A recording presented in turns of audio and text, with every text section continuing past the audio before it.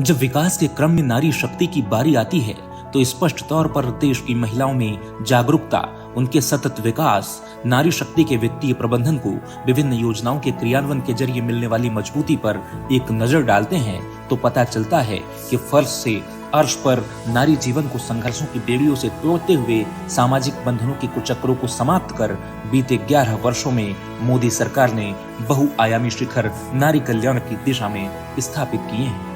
इसी कड़ी में बारी आती है केंद्र सरकार द्वारा संचालित बीमा सखी योजना की।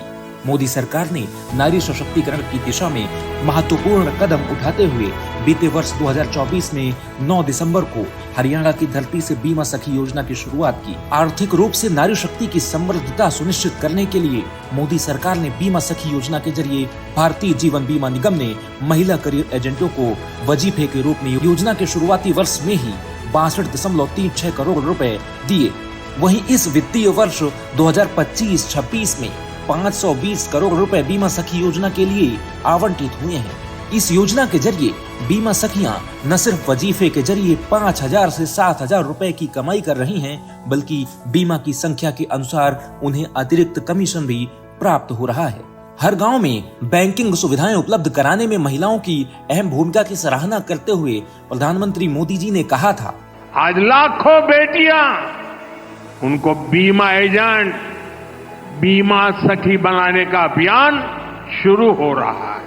जिस सेवा का लाभ पाने से कभी वो वंचित रही, आज उसी सेवा से दूसरे लोगों को जोड़ने का जिम्मा उन्हें दिया जा रहा है।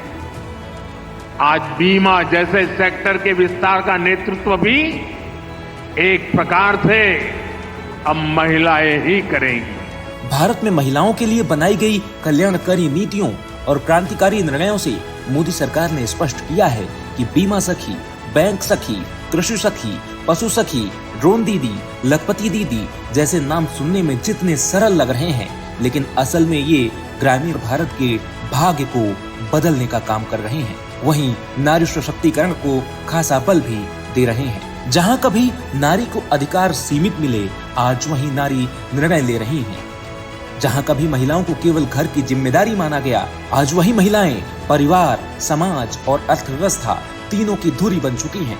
बीमा सखी एक योजना नहीं, एक सोच है, एक परिवर्तन है और एक विश्वास है कि जब नारी सशक्त होती है तो केवल घर नहीं, पूरा राष्ट्र सशक्त होता है। मोदी सरकार की दूरदृष्टि और भारत की नारी शक्ति की दृढ़ इच्छा शक्ति मिलकर ही आज सशक्त, समृद्ध भारत की रचना कर रहे हैं।